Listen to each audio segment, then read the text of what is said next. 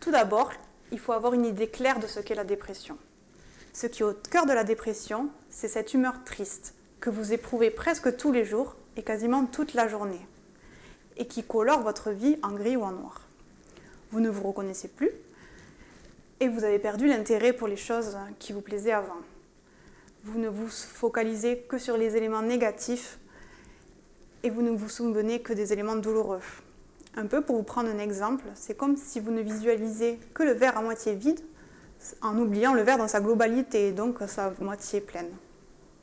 Une dépression, si on la laisse évoluer, elle peut empirer et durer plusieurs mois. Une dépression, si on la laisse évoluer, elle peut conduire à amener des idées suicidaires. C'est pour ça qu'il faut la traiter, pour raccourcir son évolution et éviter ses risques. Oui, c'est vrai que je me sens comme ça, mais ça va aller, hein, docteur. Je veux pas être dépressif toute ma vie. Oui, dans votre cas, une dépression, on en guérit.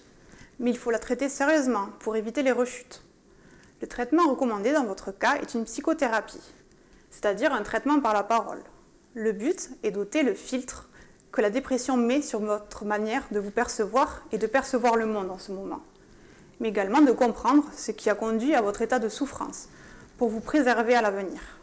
Oui, je suis d'accord, mais j'ai pas l'argent pour me payer un psy. À ce stade, il n'y a pas d'obligation à être suivi par un spécialiste. Si vous le souhaitez, je peux vous accompagner, mais vous avez également votre part à jouer. Pour le moment, nous pouvons nous voir toutes les semaines, et dès que ça ira mieux, nous espacerons. Il est important de montrer au patient qu'il est acteur de son rétablissement.